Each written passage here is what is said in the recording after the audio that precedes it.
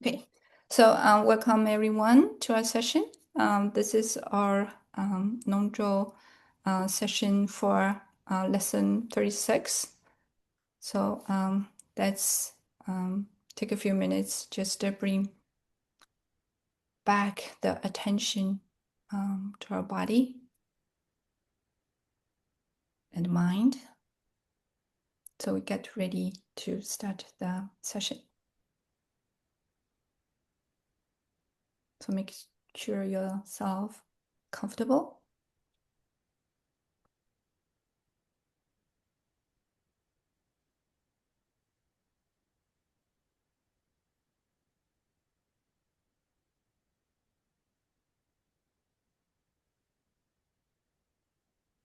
And bring your attention or your mind from outside different stuff or whatever you're thinking back to your mind, to aware.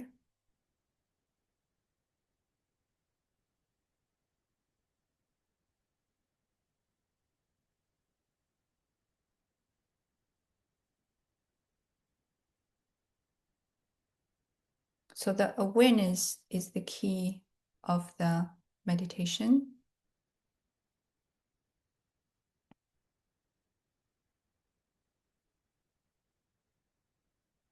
So we aware what's happening outside.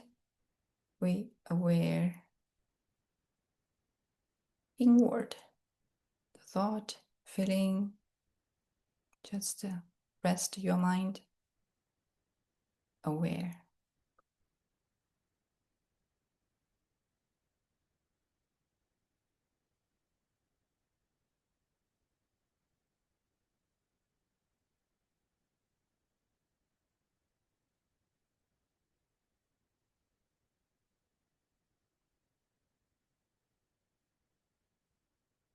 Okay, let's come to here. The 5 perfections. So we can visualize the perfect place is Sukhavati, the Pure Land. The perfect teacher is Buddha Amitabha. The perfect assembly is Bodhisattvas and deities of Lotus family. The perfect teaching is Mahayana Buddhism. The perfect time is ever revolving wheel of eternity.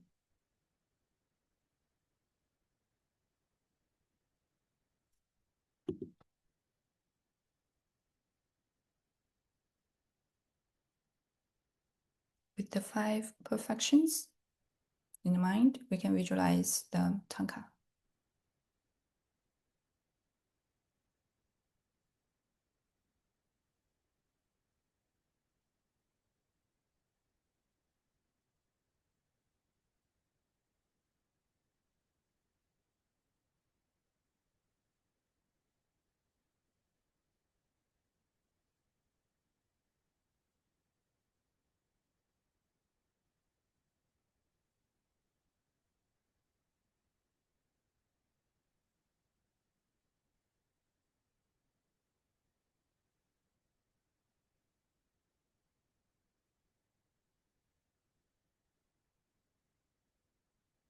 Okay, with the right intention, we'll continue.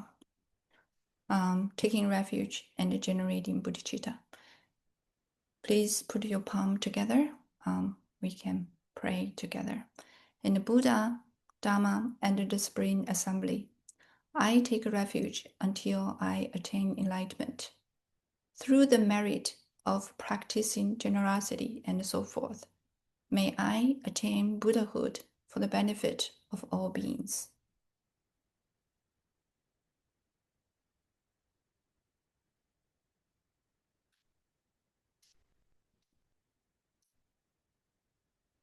I and other sentient beings, infinity in number, have always been Buddhas from the very beginning, in acknowledgement that this is how things are. I generate the mind of supreme awakening.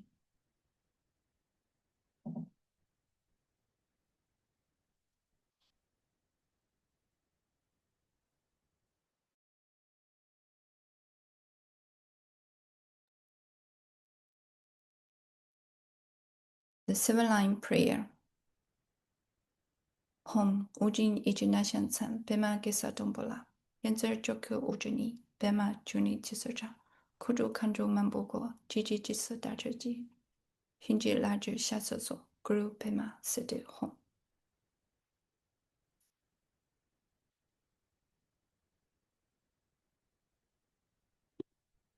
Home in the northwest of the land of Uddiyana, in the heart of lotus flower, endowed with the most marvelous attainment. You are renowned as the lotus born, surrounded by many hosts of Dakinis, following in your footsteps. I pray to you. Come, inspire me with your blessing. Guru Bema Siddhi Home.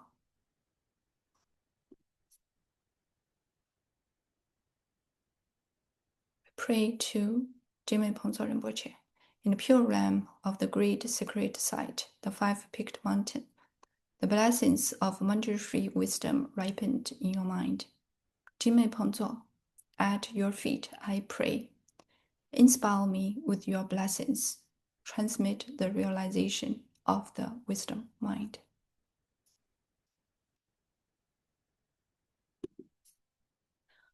Homage to the teacher Buddha Shakyamuni, homage to the wisdom warrior Manjushri, homage to the entire loving lineage masters.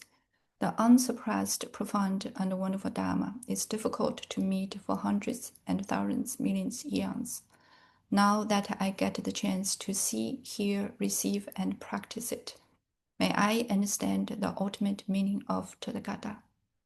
In order to liberate all sentient beings, please generate the supreme bodhicitta.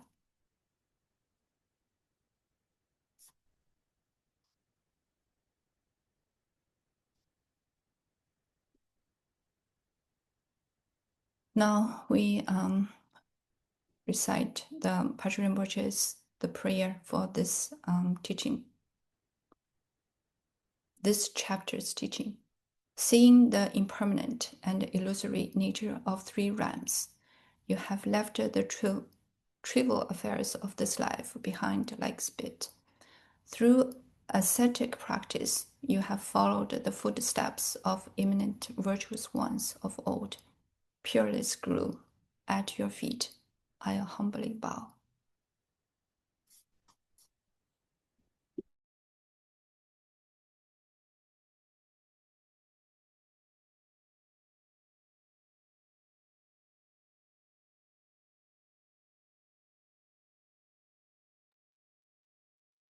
Okay, let me share my whole screen, I think.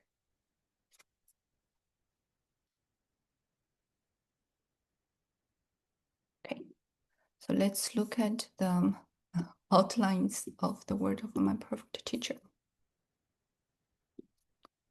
So every time I go through this outlines, I feel like how amazing these teachings are, right? So the word of my perfect teacher, sorry, I have to, okay.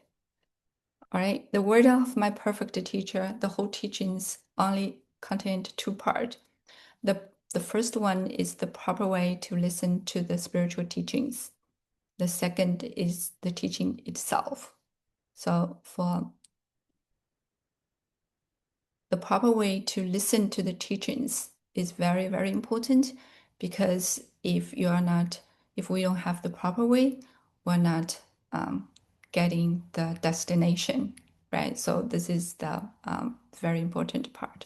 And attitude, the vast attitude of the bodhicitta. So bodhicitta is the key. We need generating the bodhicitta, but how, right? What do we need to practice to generate bodhicitta?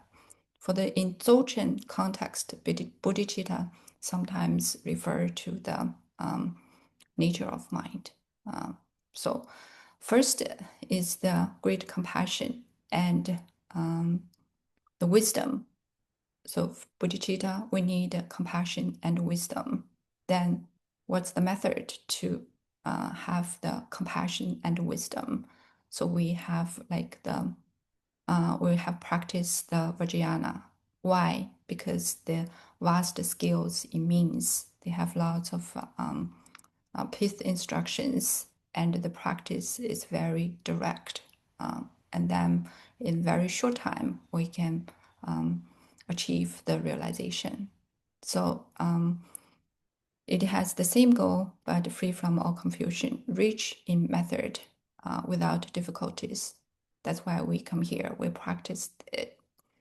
It's for those with sharp faculties. For those with sharp faculties, is basically we are practicing now. We are not sharp faculties yet, but the Ngöndro will make us sharp faculty. Some people practice Ngöndro a few times, and then they are be the sharp faculty vessel for receiving the pith instructions. But the mantra vocal is just blind. So we have lots of mantras, lots of practices we're getting from lineage masters, and then they carry great power. So we can practice it to achieve realization in very short time. And then what to avoid. So when we listen to the teachings, what to avoid, the conduct, the defect of the part. I think everyone already learned. 6 stands, 5 wrong ways of remembering. So sometimes when we look at the teachings, read the teachings, we're confused. The teaching confused us. Why? Because if we don't have the right view, right understanding, we have lots of doubt. So Kampu here, like how we need to remembering, how we need to learn. So this is like to clear all doubts. So for the context of Buddhism, there's no probably no doubt. If you have doubt, that means you're not clear your way, you're not learned enough yet. You have to learn, and then you don't have doubt how to practice 1, 2, 3, 4, right? So it's very clear, very precise. I always amazed by the teachings. They are very precise. So there's no possibly yes, possibly no, because every step is precise, like the way the masters pointed to us to go to, let's say, go to California. Every step, they already told us. If we follow, we definitely will be in California. If we have some doubts, we learn not following this path, following the different path or different, and then we think this is not right, and then we probably go to the wrong path. If we go to the wrong path, it's very difficult to come back. And then if we don't come back, then we'll go to the wrong direction. So our direction is liberation. Then we probably end up with somewhere else. Yeah. Okay. So what to do? So the 4 metaphors, and then the 6 transcendent perfections. So I would like to share a little bit more how to practice the 6 transcendent perfections. Every practice, we can apply this 6 transcendent perfections. This is the very fast way to generate lots of merit, because we need the merit to continuously practice, right? So we need the merit. We also need wisdom in order to achieve enlightenment. So every practice, if we have this, keep in mind how to practice the 6 transcendent perfection, then we accumulate merit very quickly. So this one is when we listening to the teachings, what we need to do. So the Longchenpa says, all the deeds of the Buddha during this casual stage are encompassed with the 6 transcendent perfections. So we need everything we do, right? This is just listening to the teachings. The Tantra of thorough comprehension of the instructions of all Dharma practices says, make excellent offerings such as flowers and cushions. Put the place in order and control your behavior. Do not harm any living beings. have genuine faith in your teacher. Listen to his instructions without distraction, and question him in order to dispel your doubts. These are the 6 transcendent perfections of a listener. So every time we listen to the teachings, we should keep in mind this is the correct view for listening to the teachings. And okay, other mode of conduct, that's I will skip. And then we will have the teaching itself. The teaching itself we have like external preliminaries, which is common preliminaries. This is what we are now. Internal preliminaries and common preliminaries. That was the next after common preliminaries. Sweet way of transference. That's the last one, to transfer the consciousness. So we are here. So the difficulty to find the freedoms and the advantages, I think totally we have 34. So we have to always evaluate our mind if we have this nature of freedom, particular advantages related to the Dharma, reflecting on images, how difficult to find the freedoms and advantages, numerical comparisons, those are difficulties to find the freedoms and the advantages. Now okay.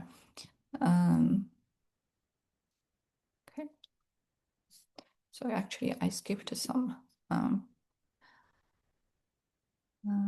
here, advantages related to the Dharma. So I'm going to quickly go through the 5 individual advantages, the 5 circumstantial advantages, the 8 intrusive circumstances. So the 8 incompatible compensaties that leave no freedom to practice the Dharma. Yeah, this is so we can evaluate our freedoms and advantages. If we don't have it, how to get a lot of remedy, how to do the remedy to get back the freedoms and the advantages to practice, right? So this is also very precise. Then we come here from lesson 28. So the impermanence of life. So impermanence, first we learned impermanence of outer universe, where being resides. Second, impermanence of beings living in the universe. Impermanence of holy beings. Impermanence of those in positions of power. And other examples of impermanences. So start from lesson 33, 34, 35, 36. So we are still here. So I just quickly go through. This is very important verse. Whatever is born will inevitably die. Whatever is accumulated will eventually be depleted. Whatever come together will ultimately separate. Whatever built will eventually collapse. And whatever rises high will inevitably fall. Furthermore, friendship and enmity, suffering, enjoying, the virtuous and unworthy are all conceptual thought, are also impermanence. Conceptual thought is we think, those conceptual thought. So this is in previous lessons. So Kampo said we need to cherish and live harmony with masters, disciples, friends, husbands and wives. We should cherish because they are impermanence. We have some karmic connection. We're getting together this life, so we don't need create negative karma. And for basic aims for the Katampas, what we need to practice, we should focus your mind in the Dharma, ground your Dharma on a humble life, based your humble life on through thought of the death, based on your death on desolate driving. This is attitude. The state of perfect Buddhahood, on the other hand, can never diminish or be tarnished. So once we get the realization, Buddhahood, so this is not impermanent. Currently, everything in your life is impermanent, but Buddhahood is not. And it's worthy of the offering for both humans and gods. So that's what we must cultivate to attain. Okay, so seeing that a friendship and immunity are also ephemeral. So this is what we will learn in this session. Okay. Sorry, I spent more time on this. Every time I thought it was very important to know what to practice in the big picture. I think it's very important. Then we can fill out the small piece. If we only have one piece, small piece, then when we practice, we will not have the whole view. Okay, so let's go back. Okay, lesson 35. I already mentioned. Now meditation. So for the meditation part, I explained some meditation part with Siddharth, but I would like to go over again because this is very important. So the non-genetic meditation together, they have 94. Here I have 94 because including in introduction. So for every chapter, they have the meditation part. If freedoms and the advantages, they have 10 meditation. So for those meditations are designed for this freedoms and the advantages chapter. So if we have time, we can, repeatedly to practice the meditation. Campbell has guided the instruction for each lesson, like here. Right, Campbell explained what they need to meditate, and we also have the text, what we need to meditate, and some other explanation. And we have, we have a guided meditation. Sorry, I did the guided meditation, but my English pronunciation is not very good. But I tried. So for each meditation, we have guided meditation, like some meditations 7 minutes, 9 minutes, 11 minutes. So we have to go through this because in guided meditation, I leave some space, like when to contemplate the real text, so to get the feeling. So like we can practice again and again, right? This is the how to practice the meditation.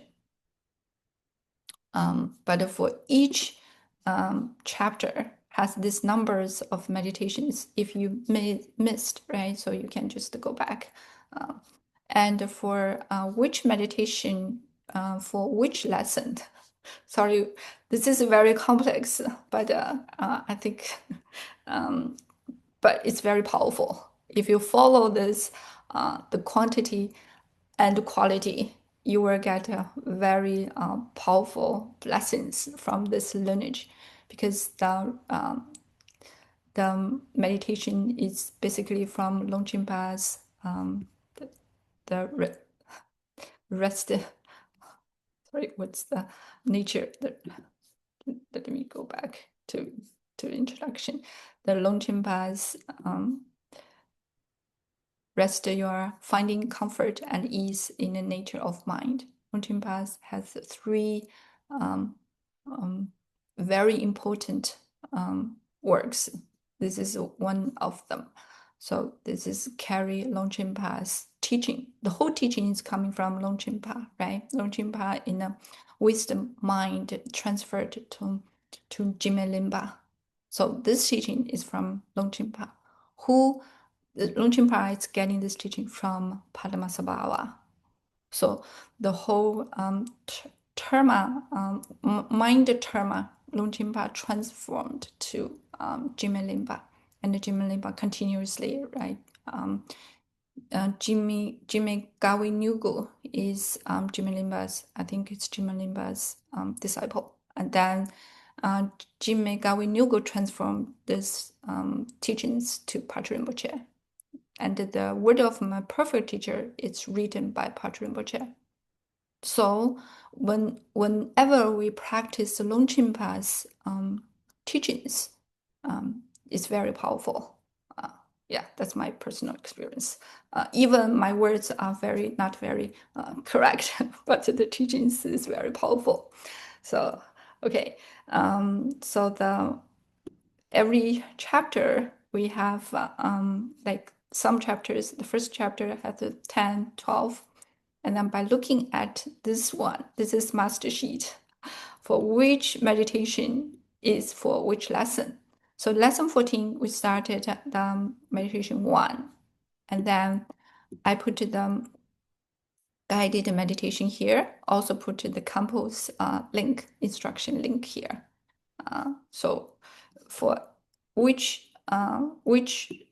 lesson corresponding to which meditation are here. If you want to look, you can come here to look, right? So this is a little bit more complex, but it's worth it. Okay, so let's go back.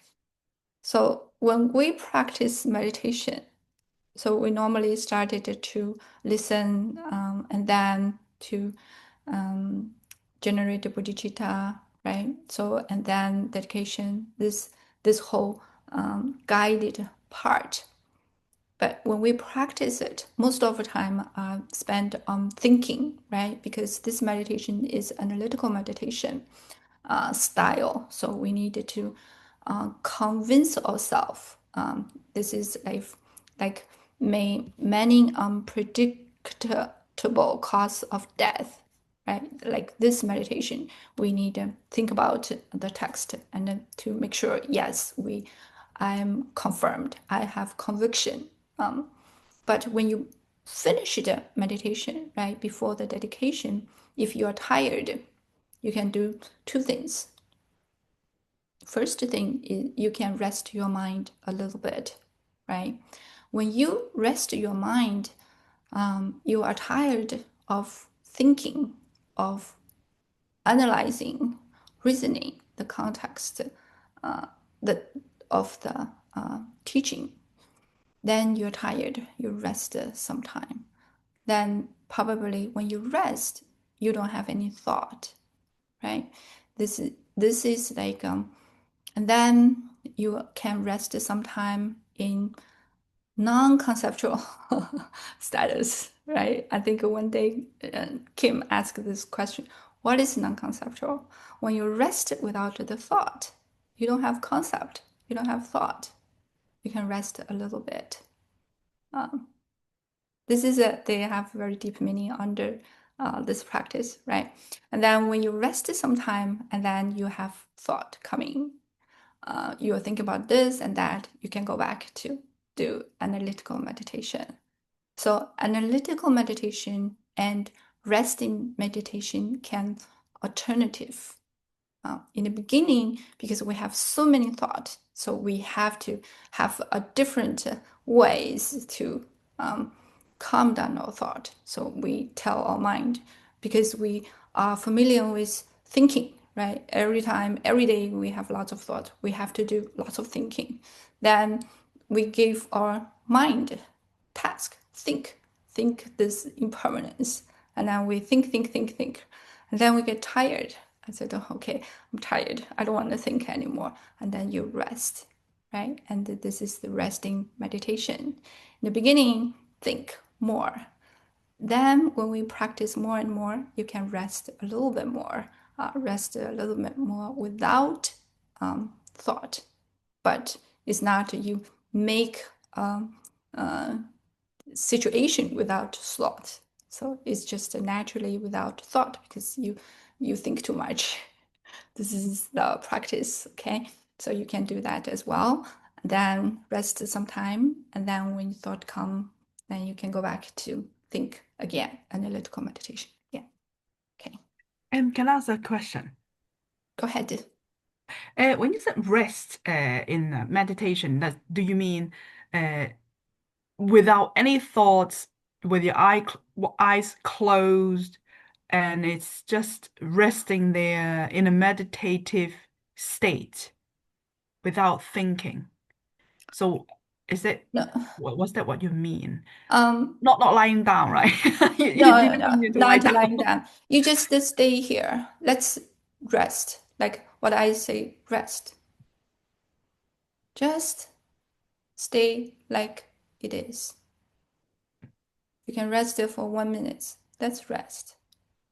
We don't need to do anything. Just stay like this now. You don't need to create any state. Okay. So I add it's, something here, Kim. yeah, When you say you resting your closed eye, I think in our lineage here, we meditate with our eyes open, not closed, because there are two reasons. According to Tantra, this our consciousness coming from our heart center, and there is a kati, wisdom channel going to our eyes. So it's very important to keep our eyes open. Okay, that's the tantra part. The other part is we spend most of our waking our hours of waking walking around. So that's where we see the reality. So that's another reason. The third reason is, I mean, for some people, you close the eye, you just fall asleep. Okay, so try to keep your eyes open, or sometimes that you don't have to, really big open. You could just another way is just a gentle look down on your tip by the nose. That's one way to keep a gentle open, but try to adjust it to keep your eyes open at least a little bit. Okay. right. And the second thing is that without thinking, it's not just blank. Okay, it's sort of like I'm an aware. You keep on thinking, I'm aware of things. Actually, you're resting in your awareness because we are different from insentient being because we have awareness. We are sentient. Okay. And the nature of our awareness is perfect. It's that's Buddhahood. But right now it's so much covering up. So when you try to, even you have thought, you just watch it. Just like a cloud passing by, you just don't follow it. Okay. Try to become a watcher of your thought. First, you can try to cultivate that. You don't jump in there. And the other day I was explaining to a butter, you watch the river float by, but you don't jump in the river to swim in the river. You just watch it by, just like your thought like that. And then you just basically you maintain your awareness. Awareness, watching awarenesses. That's sort of like, but you don't suppress it. Oh, I should not think. I think get more upset. That's you another thought because you're thinking that you should not think it, right? So just let the thought go and just try to and another analogy is like grandpa watching the grandkids playing. They know they're playing, but the grandpa does not say, "Oh, you should not play this one." But I think this takes time to it is more relaxed mind and so forth. It takes time to train, but just don't be hijacked by your thought. That's the thing. That the thought like to hijack you, put it in the car trunk, to hold you away. Try to be aware of them. I think that's one way I'll try to so-called resting, cultivate slowly. I think this eventually leads to recognize the nature of the mind. And resting meditation actually is very important. Yeah. Thank you. Right. Okay. So you're saying just thank you very much. So basically, you do resting meditation, analytical meditation, taking turns during the meditation sessions every day. Is this how it works with you? Is this what it means by daily meditation? So it's not just analytical; it's taking turn in as you're taking both meditate analytical and resting is taking turns during the sessions. Yeah, Christina has to say it very clearly. In the beginning, because our mind is so busy, we have more resentment, more analytical, and it's just a little bit resting because you cannot rest too long. But you keep on training back and forth. Eventually, you have more resting. But in the beginning, more analytical, definitely at this stage. Yeah, I Okay. think maybe we should move on. Thank you. Thank you very much. Yes. Thank you, Sally. Yeah. So the key, I think, two important point, right? The key is rest in awareness. Thank you, Sally. So you aware what's going on, right, in your mind. Then you decide if you rest, you have more thought coming, you can go back to analytical, right? If you can rest a little bit longer without the thought, and then you can aware, so you can, make it a little bit longer, depends on your experience, right? So this is one key point. Another key point is we have to bear in mind, so the nature of mind is not something we created or something we suppress, right? Suppress. So it's not, it's the very relaxed mode. So every time you want to create some states, or you can generate some thought that is not correct or correct, even like open eyes, close eyes, right? So this is the suggestion, but you have to, your body mind need to be relaxed. So you're not like, in order to practice it, I have to do 1, 2, 3, 4. That's not correct. So you have to be relaxed, rest as it is, the natural states, right? These two things can be adjusted. So don't fix anything with meditation. We have lots of suggestions, but don't fix your mind. You just go along with this practice. Then you will have more feelings, more meditation experience, and and then you will adjust. Don't fix first, right? So everything is like open space. It's no fixation with the mind. Okay, so I think, so we're good. We can have more meditation discussion. I thought it's very important because meditation, we have to have a samadhi meditation to achieve to realize the nature of mind. So I think with our study, I will share more about the meditation experience. In the future, probably we can have some sessions, the 9-level meditation experience. So we can see where we at, right?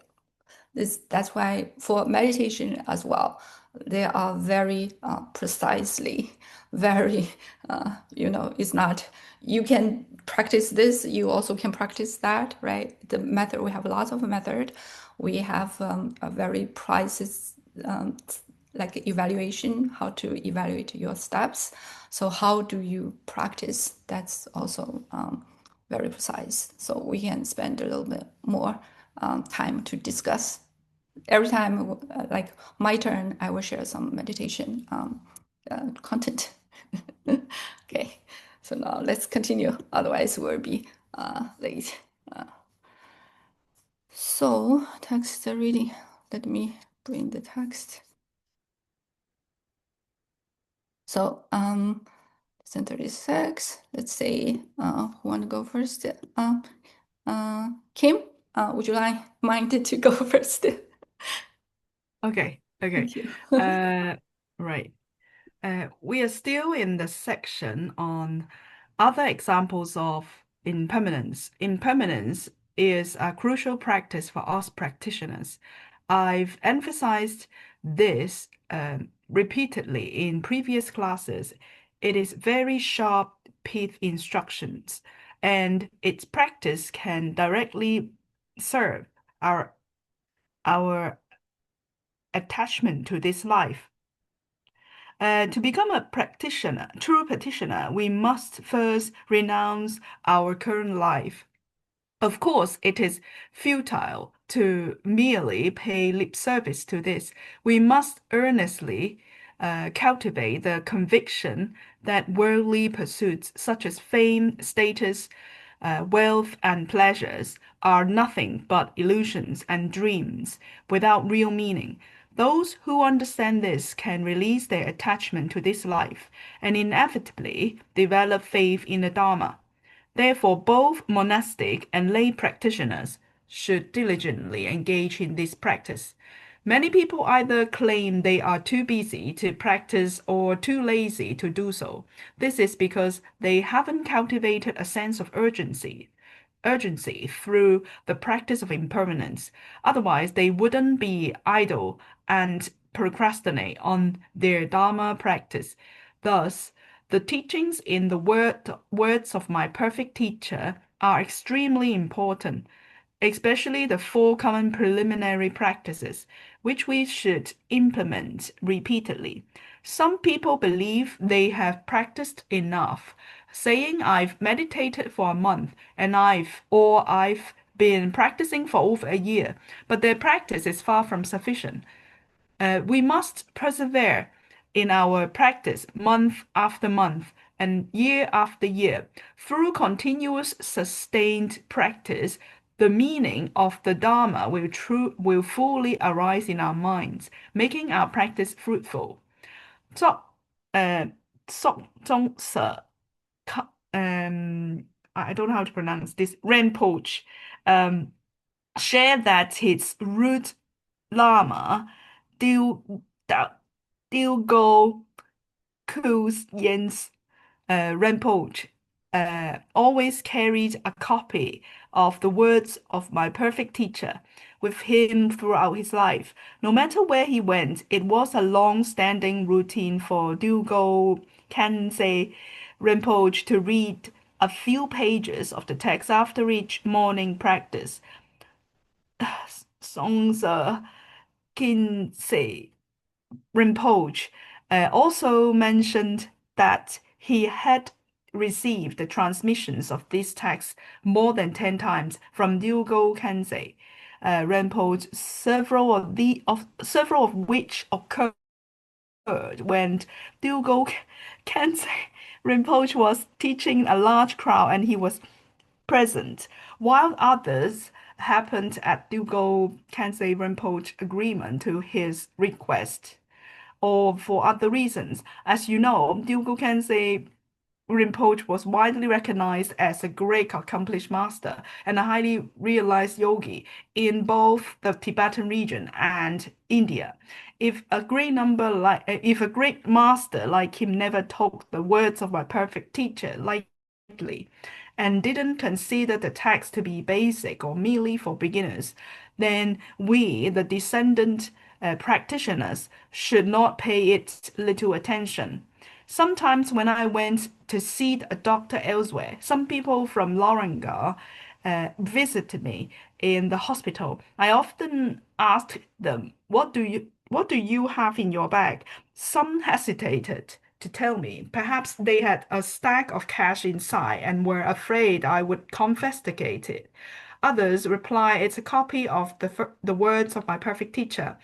This response made me very happy. If a practitioner can place such importance on the text, they will inevitably receive some benefits to a greater or lesser extent. Consider this, if a great master like Dilgo Khyentse Rinpoche carried the text with him throughout his life, why shouldn't we give it great importance? Dharma practice is not merely a short-term endeavor or simply about receiving a transmission. It requires a lifelong commitment to studying and practicing the Dharma. There is a reason why Patru Rinpoche listened to the Ngöndro teachings many times from Jigme Owe Khengu, who also heard the teachings repeatedly from Jigme Lingpa. Therefore, everyone should reflect on this carefully. If a precious opportunity that we are practicing the Ngöndro together, so make sure to practice diligently and avoid idleness. In fact, Ngöndro practices are not difficult to undertake. You can engage in both calm abiding meditations and analytical meditation. What is analytical meditation? You open the book and read through each instructions and example regarding the impermanence of life, then reflect on whether it is errorless. Ultimately, you will discover that the principle of impermanence is absolutely true. Everything is transient, unreliable, and not everlasting. Consequently, you will realize that nothing is in samsara is dependable. As some great accomplished masters have said, it is as if you were deceived by a close friend, which deeply saddens and disappoints you, leading you to lose interest in the worldly affairs. If such aversion arises in you, it indicates that your practice of impermanence have yielded positive results. Therefore, you must never give up your studies of the words of my perfect teacher. Throughout history, various masters have set different prerequisites for imparting tantric teachings. For example, some request Ngöndro practices before granting empowerment. Some directly bestow empowerment, and some don't even require empowerments. An example of the latter case is during his exile to East Tibetan region, when Verosena met uh, the 80-year-old Peng Manfi Gompo and helped the old man attain realization swiftly. However, according to the traditional sequence of practice, most people must begin with Ngöndro. This is similar to the progressions of worldly education. The journey of spiritual practice should commence with common Ngöndro. When propagating Tibetan Buddhism, Dharma teachers should adhere to this sequential order as it helps prevent the development of erroneous views. After all, ordinary individuals have a deeply ingrained misconceptions that take time to be uprooted. It is only through step-by-step practice that we can gradually cultivate the corresponding spiritual practice experiences, ultimately have the opportunity to attain realization. Therefore, practitioners must prioritize Ngöndro. We cannot merely discuss it. Rather, we must put each instructions into genuine practice through both calm, abiding meditations and analytical meditation. The longer we dedicate ourselves to it, the better the outcomes will be. If you successfully practice the common preliminaries, your future spiritual journey will resemble that of the lineage disciples of Lama Yokon, who hardly regressed when encountering any obstacles or adverse conditions. Thank you, Kim. Sorry for taking so long. Thank you for reading. I know it's difficult to sometimes the name, right? So, do you have anything to share, the thoughts? Well, meditation, I think, is the main things comes to my mind. So, well, I've just talked about meditation, so I'm fine. Okay, thank you. Thank you. Thank you. Yes, because Campbell here mentioned a calm abiding meditation and the analytical meditation, right? We just covered. Yes, start from now. We introduced also calm abiding meditation, so we can alternative for these two types of meditation. Okay, so let's continue. Yeah, sharp. Yeah, impermanence. Kama said it's very sharp pith instructions. The word of my perfect teacher is extremely important. We need to implement repeatedly. This is Dingo Khyentse Rinpoche. Continuously sustain the practice, the meaning of Dharma will fully arise in your mind. So we have to practice more and more. Dingo Rinpoche always carried a copy of the word of my perfect teacher. Also, Dzongsa Khyentse Rinpoche also mentioned he had received the transmission of this text more than 10 times. So when we receive the transmission, we definitely can receive more than as more as possible. So this is what Ngöndro Rinpoche said. Ngöndro, the preliminary or foundation practice of Vajrayana Buddhism. The Ngöndro practice are profound and powerful means for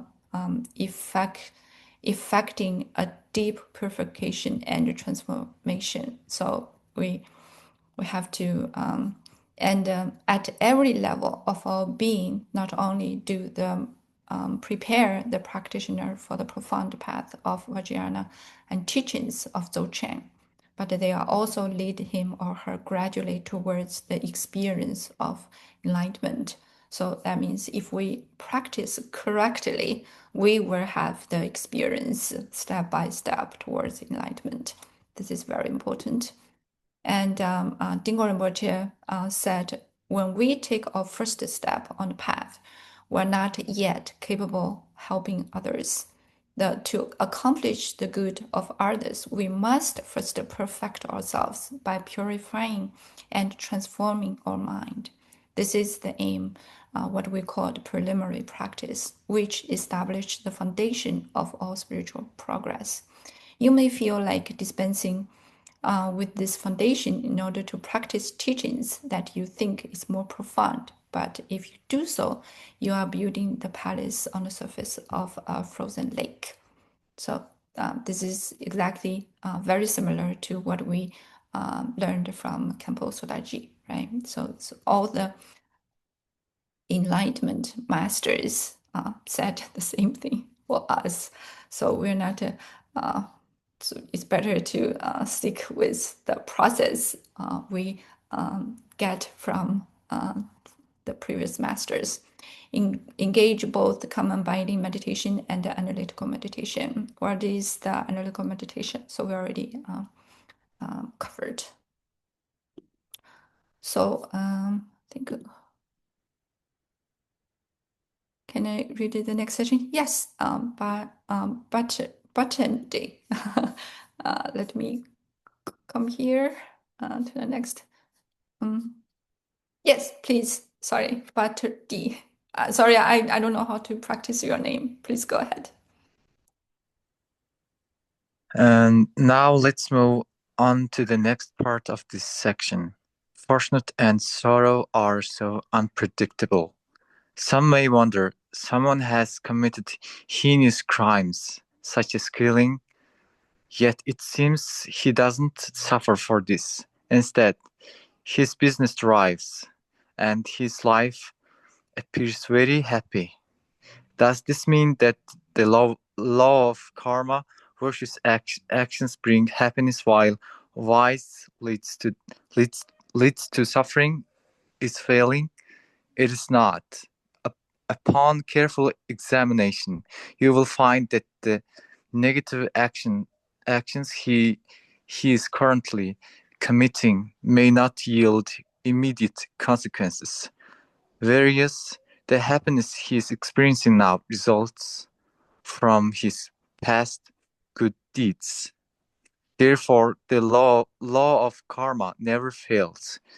If a person accumulates wealth through wrongdoing, although he may enjoy temporary happiness, he will ultimately face endless suffering. Long ago in the kingdom of Aparantaka, there was a rain of grain lasting 7 days, followed by a rain of clothes for another 7 days, and a rain of precious jewels for 7 days more, and finally a rain of earth fell, burying all the people beneath it. After death, they were born in the lower realms. There is this true story quoted in Buddhism and science. One day, a skilled doctor attended to a woman in her 40s at his clinic. The woman made clucking noises like chicken and exhibited severe body tremors with her hands extending outward like chicken wings. She complained of a sore throat and requested treatment. The doctor, a devout Buddhist, did not find any issues with her throat, but noted that her condition resembled that of a chicken being slaughtered. He inquired about her life, and it turned out that she and her husband were well-known chicken dealers in the area. The doctor informed her that there was no treatment for her symptoms. Upon hearing this, the woman flapped her hands like a chicken and moaned, What suffering? It was reported that she collapsed and died shortly after returning home. There's a similar story in The Truth of Life. A chicken farmer had been selling a large number of chickens to dealers who would slaughter them for profit. Later, the farmer's wife gave birth to a daughter whose hands resembled chicken feet, directly attached to her chest, and whose intestines were exposed outside her body, which was quite unsettling. Sichuan TV station reported this, and many people saw the little girl. From the above stories, we can see that if a person apparent happiness arises from wrongdoing, then that happiness is fleeting and will inevitably be followed by suffering. In contrast, if a person endures hardship for the sake of practicing the Dharma, this difficult period is also temporary and will surely lead to a brighter future. Therefore, in our spiritual journey, we should not discouraged by difficulties and obstacles. Recently, some lay practitioners told me that their non-drop practice faced many challenges from. Sorry, could you please wait in this highlighted so you can skip it? Yeah, thank you. And as long as we practitioners speak and act in accordance with the truth of all phenomena, we will eventually inspire those around us. So please don't give up on your practice when encountering a bit of difficulty. Regarding ever-changing nature of happiness and suffering, we should not be overly attached to gains and losses. Happiness is inevitably followed by suffering and vice versa. Thus, happiness and suffering occur in succession, indicating that neither is everlasting. Instead, simply discard all worldly happiness and enjoyment as if it were spittle. For the sake of the true Dharma, we should willingly endure physical austerities and spiritual hardship, following in the footsteps of the Buddha and the great masters of the past. The method for transcending the cyclical birth and death of samsara exists solely within the Dharma. It's impossible to acquire the Dharma easily without experiencing some pain. Not only ordinary individuals, but even the great realized Tibetan and Han Chinese masters faced numerous hardships in their pursuit of the Dharma. However, the more obstacles we encounter in our practice, the more motivated we become, which can also enhance our state of practice. Therefore, to become true practitioner, we must emulate the eminent masters of the past who persevered through difficulties and remained steadfast in their pursuit of Dharma in this life. We should foster this aspiration in our minds. We should carefully and wholeheartedly reflect on and meditate upon the teachings presented above. Thank you very much. Could you please tell me how to pronounce your name?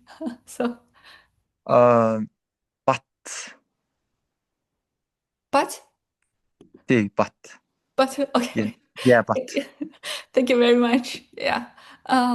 From the content you read, what strike your mind mostly? And are you having asking me? Are you? Yes, yes. But yeah. And can you repeat the question? Yeah, my question is when you read paragraph, right? A few paragraphs. Yeah. So what are you thinking about what you read? So you read about some, commas with the chicken. Yeah. Yeah, and also Campo mentioned the happiness and the suffering, also impermanence, right? So with those content, do you have anything you want to share? If you don't, that's okay.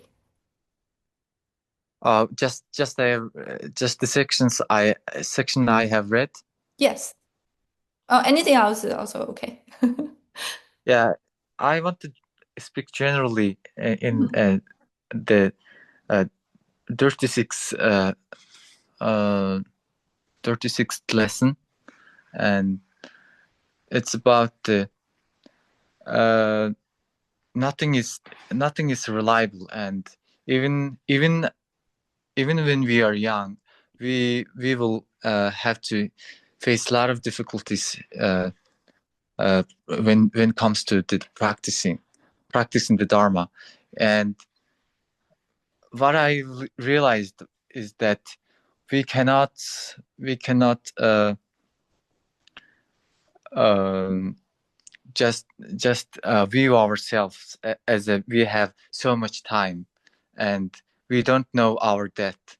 That is that death is so uncertain. It can happen anytime, and there are so many people when die when they're very young, and there are so many old people are dying, and yeah, and I think we have to practice now, and now is the turning point for us, and there's no guarantee we will last the next year or next month, and we have to just focus on the present moment, and we have to diligently practice, which is when it comes to the practicing the Dharma, true Dharma, we have to apply the apply the teachings of the impermanence very well. If we don't practice the permanence to our heart, we will slack. We will much more just like hanging around just using our times unwisely, and we ourselves when to the we ourselves not practicing the impermanence, we will practice with the eight worldly dharmas, because of the lack of impermanence, urgency of impermanence. Thank you. Yeah, exactly. I think what you shared is exactly what the teaching is. We need practice the impermanence. Thank you for sharing, and welcome to attend our session. Yeah, Thank you. thank you. So let's continue.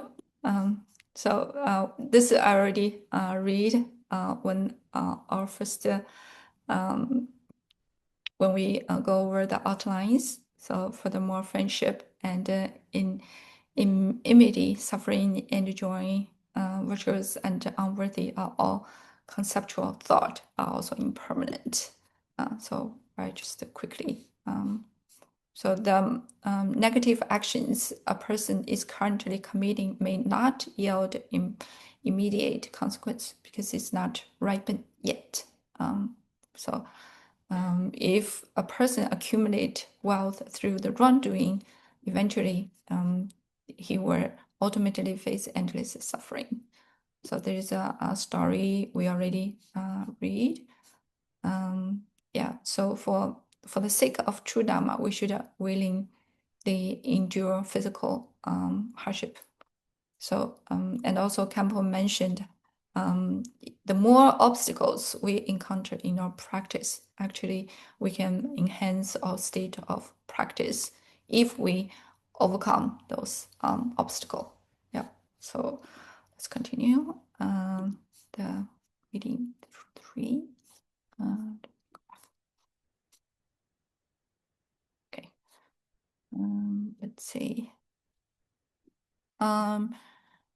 Julian, could you please read the reading 3? Okay, thank you. Thank you. Excellence and mediocrity are impermanent too. This is explained in the context of worldly life and religious life. In worldly life, even those who are eloquent, knowledgeable, and courageous will face moments of utter defeat. When their accumulated merits are exhausted, their thoughts become confused, and nothing goes their way. They suffer in silence from ridicule, frequently endure mistreatment from others, and it seems as if the little virtue they once possessed has completely vanished, leaving them with nothing. The manifestation of impermanence is truly lamentable.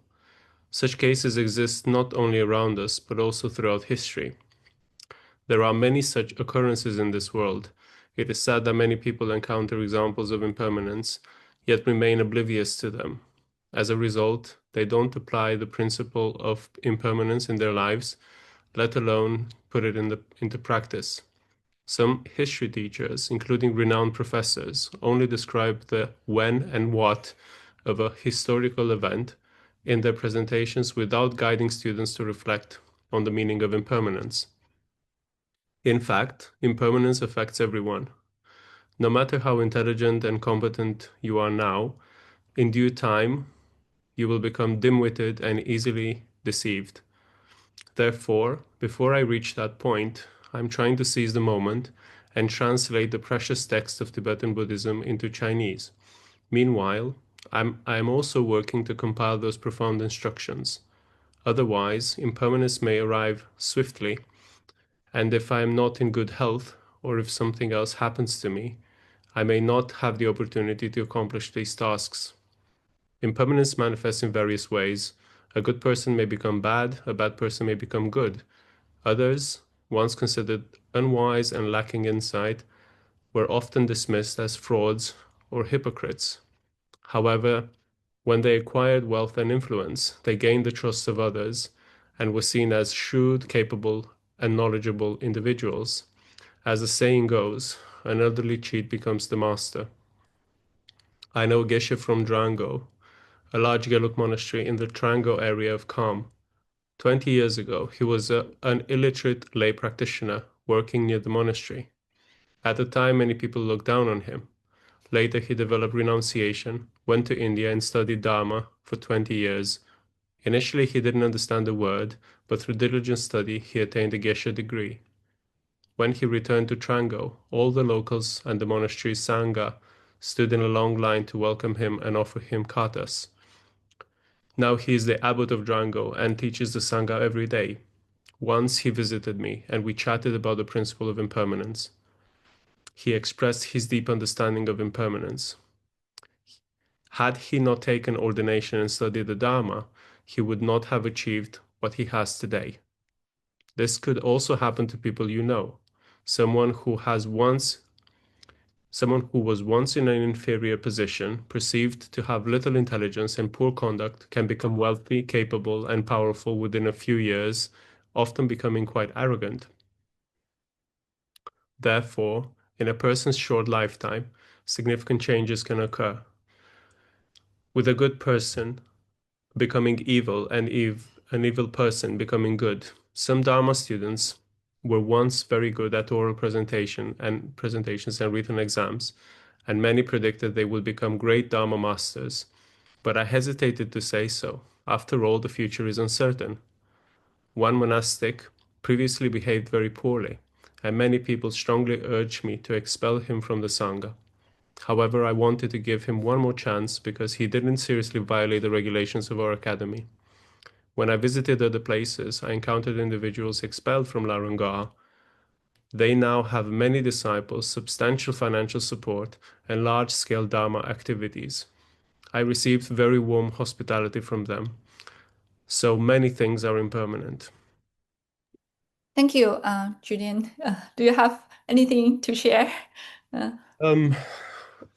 Just something, an idea, hopefully a short comment about obviously our life, our health, which, can be quite uncertain. We may have illnesses that we are not aware. We think we're healthy, but we may have illnesses that can progress fairly quickly. And just recalling the previous campus comment in this reading that our cognitive abilities are not going to last forever, and so when we're younger we can retain information better, and our cognitive abilities can certainly help with that. But the more we advance in older age, those cognitive abilities will lessen. And so that means that we won't be able to learn as much as we can now. We can't retain information for the same period of time. And so our ability to actually make progress and learn new things is significantly dampened. And so, yes, all we have is some time right now, which, we need to really, really understand and really, really reflect on this aspect, because the time that we have right now is really, really precious. And so we should, dedicate it to diligent practice, as said previously by people of the Sangha. Thank you. Yes, thank you so much. Yes, you bring up a different point, because even we practice impermanence, if our body or cognizant is not allowed to study, and then we will kind of lose the opportunity as well. Thank you so much for sharing. For this part, I just want to share what Kempo's feeling himself before he reached that point, the impermanence. He's trying to seize the moment and translate the precious text of Tibetan Buddhism into Chinese. So he also worked on compile those profound instructions. So just an example for this year, 2025, Kempo managed to give the lecture for 100 lessons. 100 lectures. Even like now, it's very difficult in China for Kempo give the public speech, but he managed to give the lessons with the 100 courses. So lots of people was amazed. So this is what Kempo's practice to demonstrate impermanence. Yeah. Let's continue. Anyone else want to share? I'm rushing a little bit because we take lots of time in the beginning. So let's continue. Choin Dorje, could you please read this part? Thank you. Sure, thank you.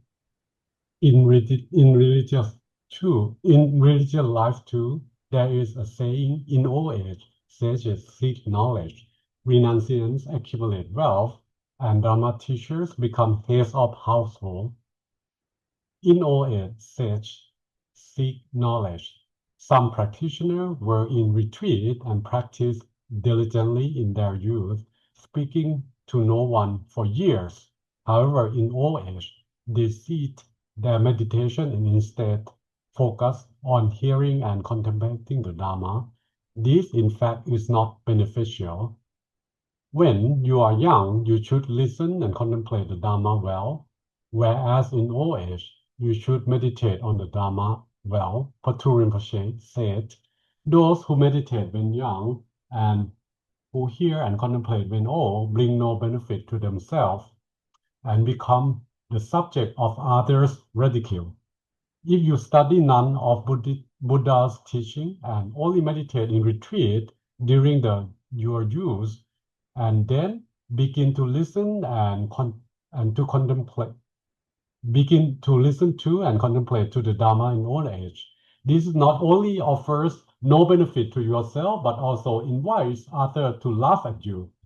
Some seniors are also advanced in age that they have lost their teeth, yet every day they still attempt to memorize the 5 great theses by heart. This is unnecessary. Some seniors should devote themselves to practice either by reciting the name of the Buddhas or chanting the mantra of Avalokiteshvara. In old age, renunciants accumulate wealth. People who spend the first half of their life renouncing all worldly affairs may devote the second half to getting rich and wealthy. In October 2006, Beijing Evening News published a story titled "A Century-Old Monk Returns to Secular Life, Marries and Runs a Factory," which surprised many people. The monks featured in the article was Shi Fa Yuan, who was 101 years old at the time of the interview. Shi Fei Yuan stated that he had been the abbot of a temple, but after it was flooded, he moved to another temple to serve as abbot there. However, the temple became desolate and received few visitors. So at the age of 96, he decided to disrobe. At that time, he has been a monk for 54 years and had nearly 3,000 disciples. Soon after returning to secular life, he married a 53 years old widow for a good life. It is clear that no one predicts what a monastic will become in the future, even if they have upheld pure precepts and remained in a Sangha for many years. For a monastic, the most gratifying thing is to uphold the pure concepts throughout their life and eventually leave this world as a monastic. In old age, Dharma teacher became heads of household. Others start out as acharyas, which is spiritual teachers, who teach and spread the Dharma, but end up as hunters, thieves, and robbers. Learned Dharma teachers who kept all the Vinaya vows in their youth may, in their old age, have many children. I have mentioned previously when the great Jigme Phunchok Rinpoche was studying Dharma at Seattle, he received Vinaya teachings, including the Vinaya and the 300 verses of Vinaya from a master. At that time, the master strictly upheld the precepts and exhibits impeccable conduct. Thupka Rinpoche spoke highly of him, and many disciples received precept and Vinaya teaching from him. Later, the great Jigme Phunchok Rinpoche returned to Seattle in 1996. The master had returned to secular life and fathered a child. Upon seeing Jigme Phunchok Rinpoche, he bowed to him, recognizing Phunchok Rinpoche as a great Dharma master. Phunchok Rinpoche also bowed to the master, acknowledging that he had received his Vinaya teachings. Thus, the two of them bowed to each other in mutual respect. I wasn't present for this event.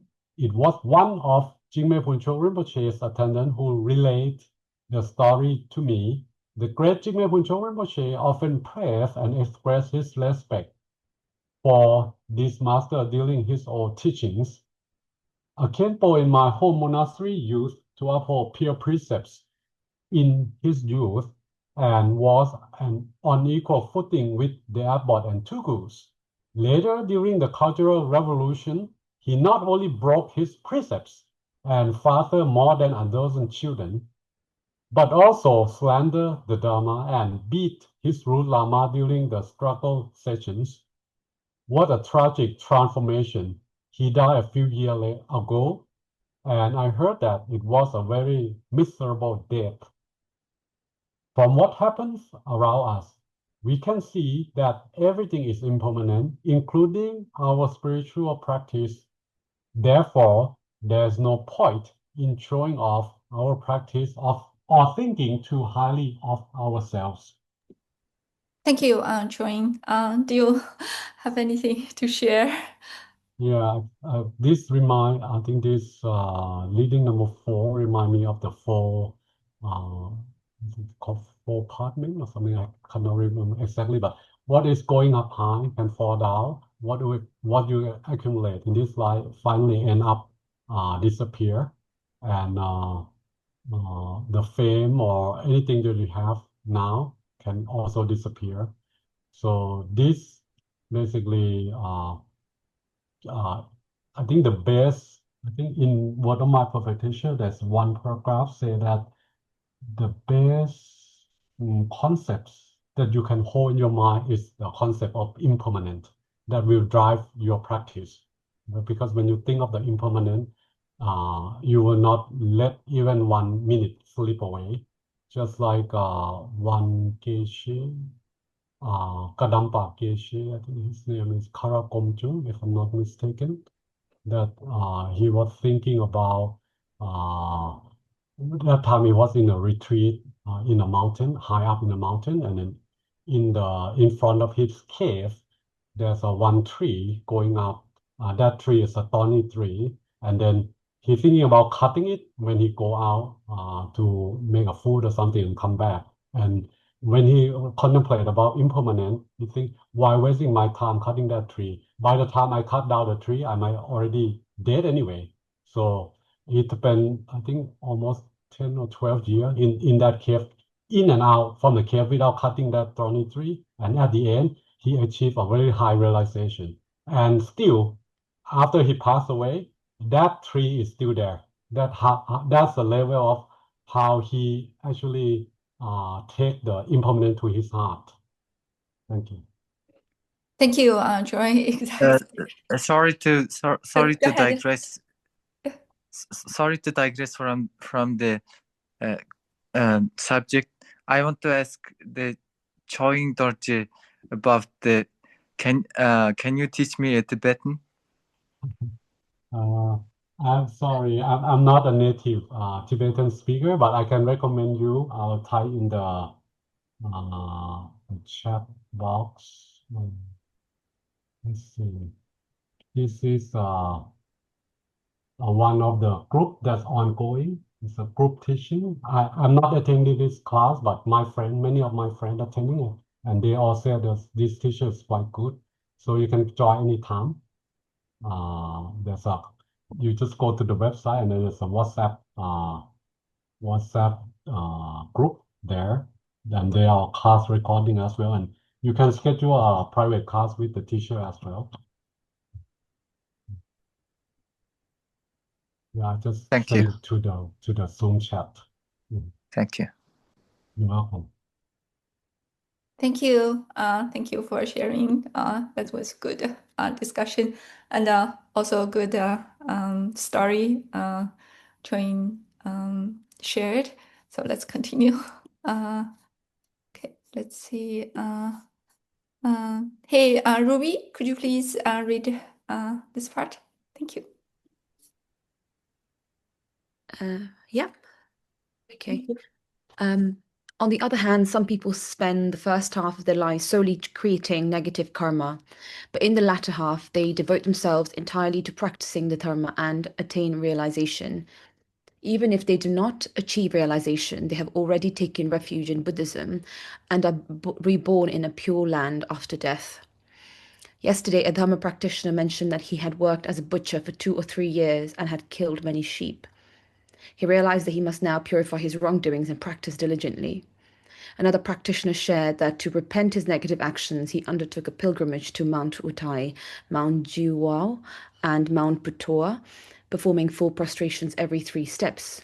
although he has not yet made the pilgrimage to Mount Imei, the final of the 4 sacred mountains of Buddhism in China, he has vowed to do so. By taking these steps, even those who have previously committed serious wrongdoings can still become good practitioners. Therefore, the manifestations of virtue and vice at present can change in an instant. Nothing remains constant or unbreakable. You might occasionally develop a fleeting sense of renunciation and worldly weariness, only to superficially practice a distorted version of the Dharma. Yet worldly individuals regard them as remarkable figures. Later, when they attract benefactors and disciples who pay them great respect, they fail to examine their own minds carefully. Instead, they genuinely believe, I have achieved something great. Their arrogance clouds their judgment, making them restless and erratic. They begin to think, I can do anything I want. Such individuals are truly deluded and possessed by negative forces. We must be aware that Patrul Rinpoche's The Words of My Perfect Teacher is filled with pith instructions. During my teachings, I sometimes cannot provide extensive explanations due to time constraints. However, if you read these Vajra words repeatedly, as Dilgo Khyentse Rinpoche did every day, it will undoubtedly bring great benefits to your minds over time. Some individuals, once they acquire money and power, may begin to disrespect the Guru and the 3 jewels. They disregard proper conduct, acting as if they are not bound by the law of karma. They have been completely deceived by negative forces. Some individuals who once stayed at Larangar exemplify this behavior. They used to study the Dharma diligently and thrive on everything, but after leaving Larangar and settling elsewhere, they began to accumulate wealth and followers, ultimately developing inflated opinions of themselves. A person once told me, some so-called tulkus from the Tibetan region are unreasonable for this reason, and that I immediately countered saying some lay practitioners from the Han region of China are also unreasonable, as a prerequisite following a guru is a mutual examination between the guru and the disciple. One shouldn't follow a guru like a hungry dog encountering a piece of meat and devouring it immediately. Some people treat the Dharma as a commodity, which leads to significant faults. I hope you won't be like this. To avoid being tricked by negative forces, you should frequently consult the pith instructions in this text and practice Ngöndro, while also sincerely praying to Padmasambhava and the 21 Taras. Even if you don't know other prayers, you should recite Padmasambhava mantra and Tara mantra. This is also the advice of many eminent masters from the past. In my case, although I may not have fully implemented all the teachings given by my teachers, I have been praying to Padmasambhava for many years. This has allowed me to maintain my practice amidst this age of great turmoil. Therefore, whenever you have the opportunity, you should also consistently pray to Padmasambhava. By doing so, you won't be deceived by negative forces, as stated in Orgen Tenzin Norbu's In Praise of Precepts. Thank you. Thank you very much, Ruby. Do you want to share what do you feel like this paragraph? Yeah, I mean, I feel with the rest of the, reading as well, there is this sort of understanding that obviously we talk about impermanence a lot, but there's also, I think, an important reminder to us all that it is so easy to be kind of drawn away from it, from the teachings, because there are so many distractions, as well as, we talked about, people who were, previously maybe monks or scholars, Tibetan Buddhists, but then with times something faded, and probably it's their lack of diligence, which meant that they kind of strayed away from the path. And I realize I see that in me as well. I see that I have that in me. I think we all do. And I think it's just a really important reminder, actually, that it is important. Like, I think in this sort of the last couple of paragraphs, it talks about is how important it is to follow the pith instructions and practicing Ngöndro, because having that sort of foundation, and I think also kind of going back to I can't remember who said this, but like building a castle upon a frozen ice lake, right? So I think practicing all of this, again, just coming back to that, is that if we are not practicing the common preliminaries and understanding them, and practicing it, I think it's so easy to be strayed away. And I think we might think, if I carry on like this, I will reach a better place. I will be much more I might even reach enlightenment, for example, for some people. But actually, it's just realizing that it is easy to lose track, and there are so many things that can make us do so. So I think it's just a reminder, to just kind of come back to the teachings. Yes, thank you very much. Yeah, that was great sharing.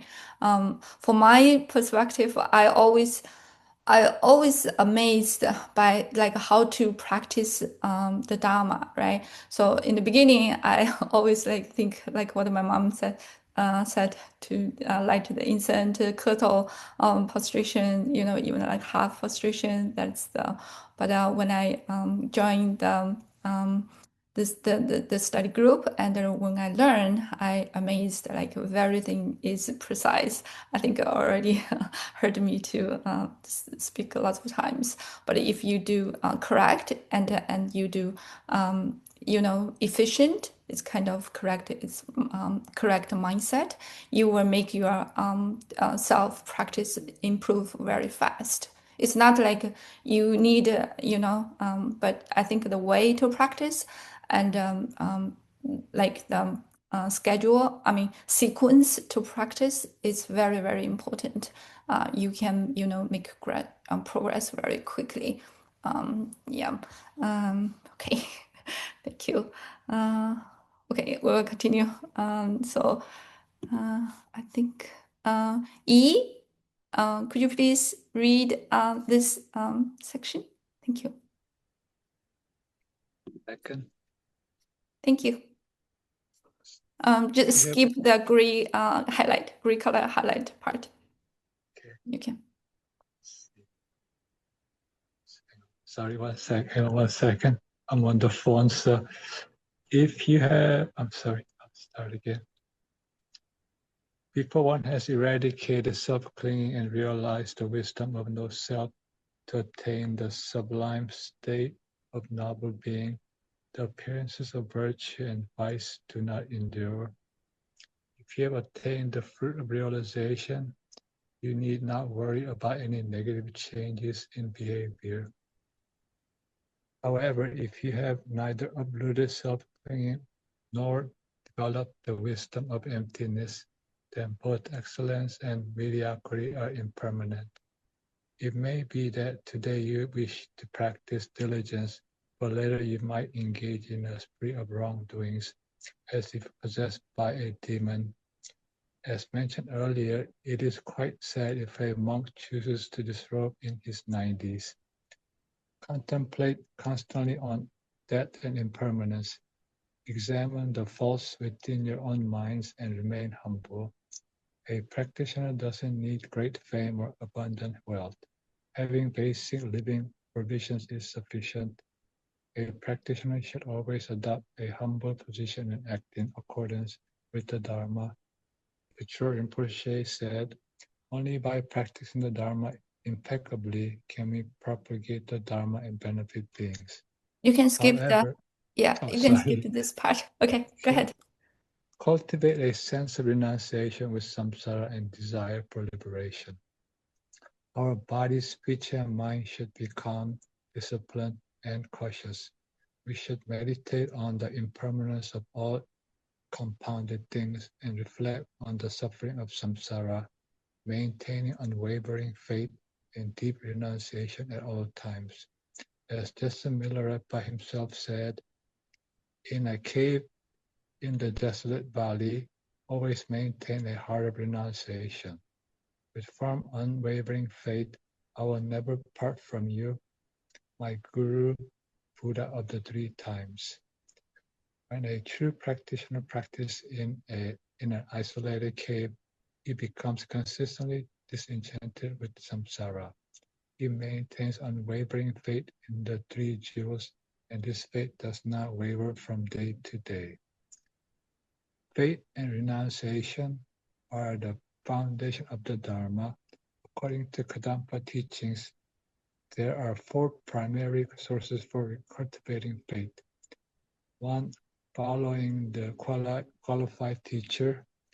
2, associating with good friend, good Dharma friend.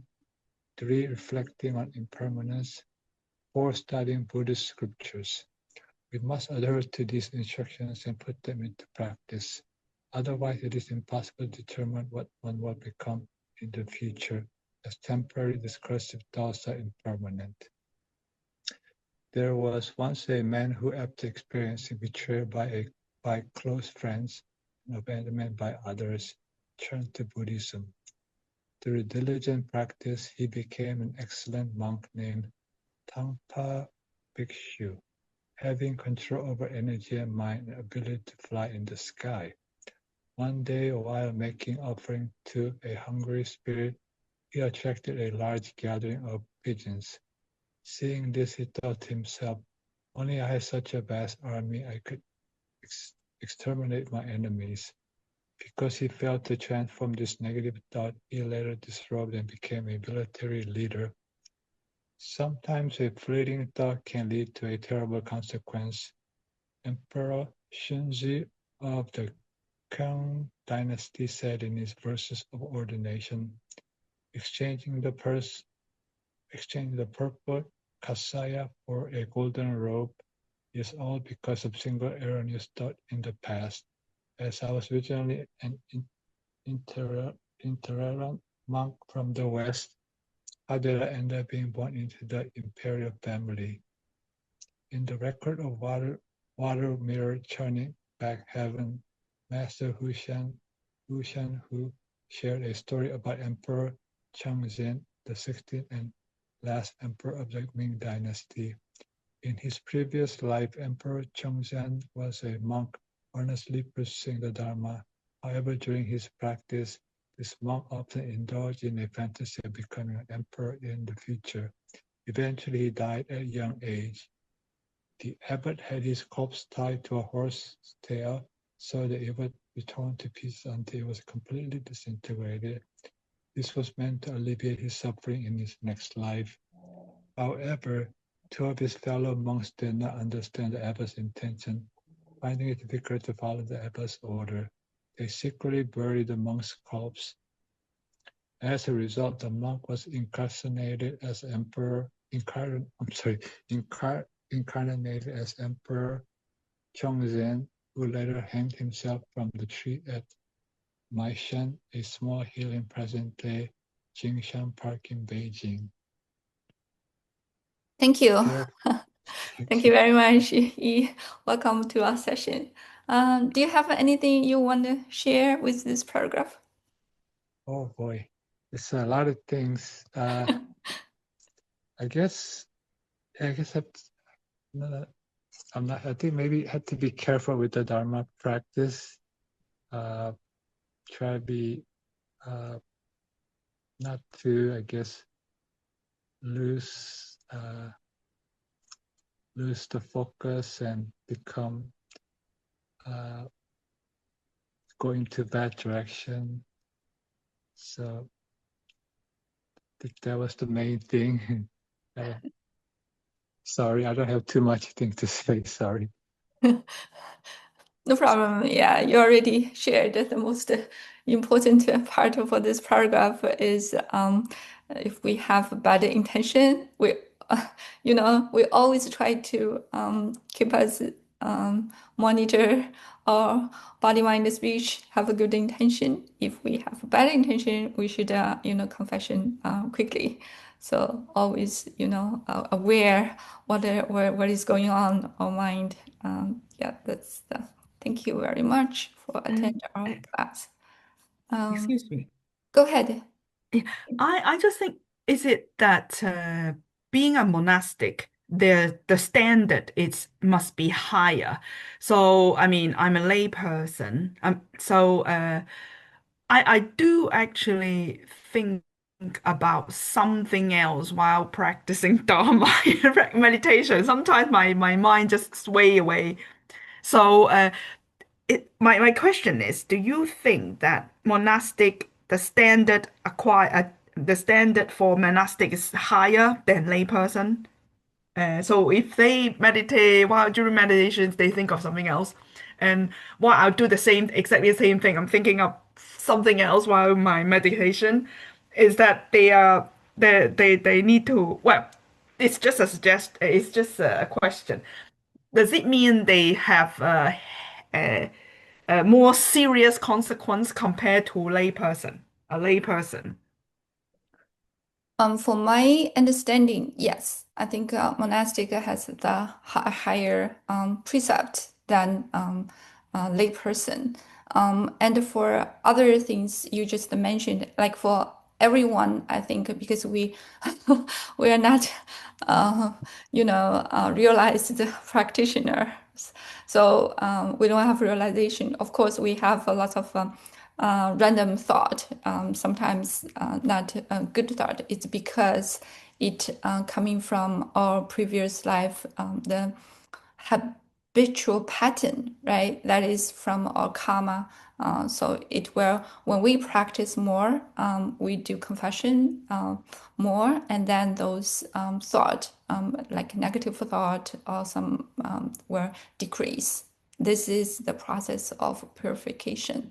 So we don't need, once I have one thought and said, what going to do? So what I'm, how it will lead me to somewhere, keep generating a lot of thought regarding this. Actually, for all practitioners, have negative thought is common, but as long with our practice, we do confession, then we monitoring our mind. Gradually, our mind will have like less and less negative thought. So, did I answer your question, Kim? Yes. Okay, thank you.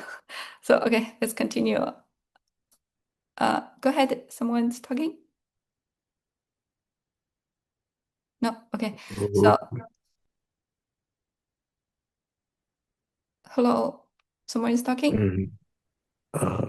Yeah. I'll start reading. Yeah. Siddharth. Okay. Yeah, start. Go ahead. Yep. Therefore, during your practice, always reflect on yourself and strive to guide your mind along the path.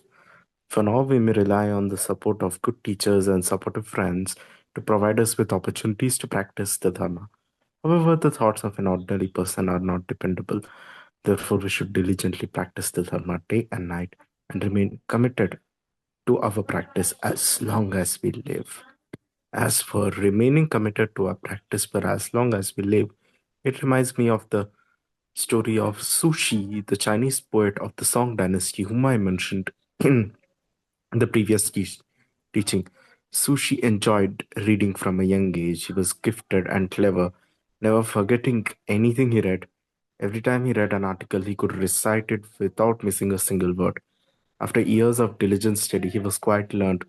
One day, after a few drinks, he wrote a couplet, two lines of poetry, and had them posted in the front door. They read all the books on the earth, know all the characters in the world. A few days later, while reading at home, his servant reported that someone at the door wanted to see him.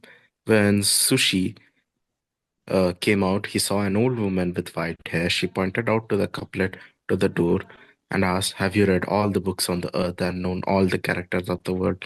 Hearing this, Sushi felt a bit annoyed. He replied haughtily, "Do you think I am lying?" The old woman took a book out of her pocket and said, "I have a book here. Can you please read it and tell me about it?" Sushi took the book and flipped through the pages, but he couldn't recognize a single word.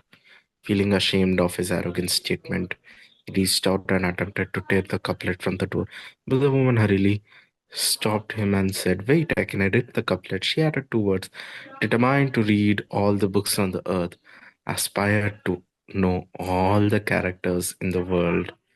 The old woman told Sushi, "Young man, knowledge has no limits. Therefore, when studying the Dharma, we should remember that knowledge has no limits. We should never be conceited or complacent. Each of us should carefully reflect and meditate on this. If you reflect deeply on the numerous examples provided here, you will come to firmly believe that from the top of the existence to the lowest hells, there is not a slightest trace of permanence or stability. Everything is subject to change and transformation. everything waxes and wanes. Thank you, Siddharth. Anything you want to share with this paragraph or anything Yeah. else? Oh, go ahead. Actually, just 2 lines of the poem, actually. So, what happened is like, there was one line was like, what normally like we do actually. I enjoy, so I enjoy. That means we are enjoying for the sake of enjoying. No, so the second line was I enjoy, so I am. That means it is pointing out towards the awareness actually. So, like, we may always need to keep on learning actually. But the important thing is how it develops our quality of awareness actually. And then the quality of awareness keeps on developing. And as it keeps on developing, then that also it changes impermanence and all that. And then when we accept that, then okay, awareness is ever expanding like space. So uh, anything and everything that has awareness has the nature of equality. They are like everything is equal, and then it cuts through the pride actually. So that was the experience.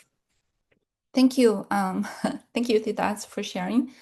Yes, I think the awareness is like always be mindful and vigilance with our body, mind, speech. What is the correct attitude, which is very important. The awareness is important, but the awareness need based on the right view, right? So aware what I'm doing, but I need aware, okay, what I'm doing is consistent with Dharma or not. If not, we have to turn our intention to consistent with the Dharma. So that's very important, the view. So most of the time, we are learning the view, the correct method, how to practice, not just aware. Yes, aware, but we need the next action after aware. So thank you.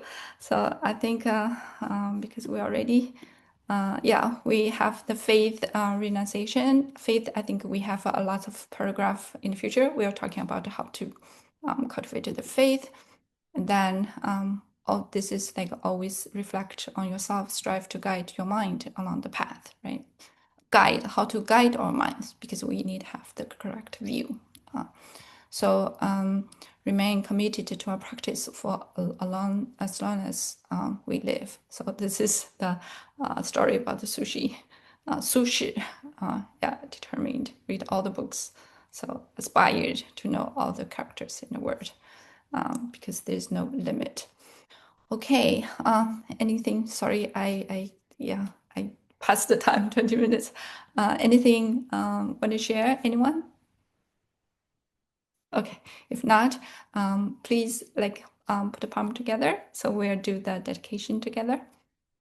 Although this is like from Patrick Virtuous for this chapter. Although I have won these freedoms, I'm poor in Dharma, which is their essence. Although I have entered the Dharma, I waste the time doing other things. Bless me and a foolish being like me, that we may attain the very essence of the freedoms and advantages. I do dedication. By this merit, may I attain the omniscient Buddhahood and overcome all enemies, the mental afflictions. May I liberate all beings from the ocean of samsara, unsettled by the waves of birth, old age, sickness, and death. Just as the warrior Manjushri attained omniscience and the Samantabhadra too, all this merit now I dedicate to train and follow their footsteps. As all the Buddhas of past, present, and future praise this aspiration as spring. So now I dedicate all this root of virtue for all beings to perfect good actions. Om Nahom Benza Guru Bema Siddhi Hom. Om Nahom Benza Guru Bema Siddhi Hom. Om Nahom Benza Guru Bema Siddhi Hom. Okay, so now we concluded today's session.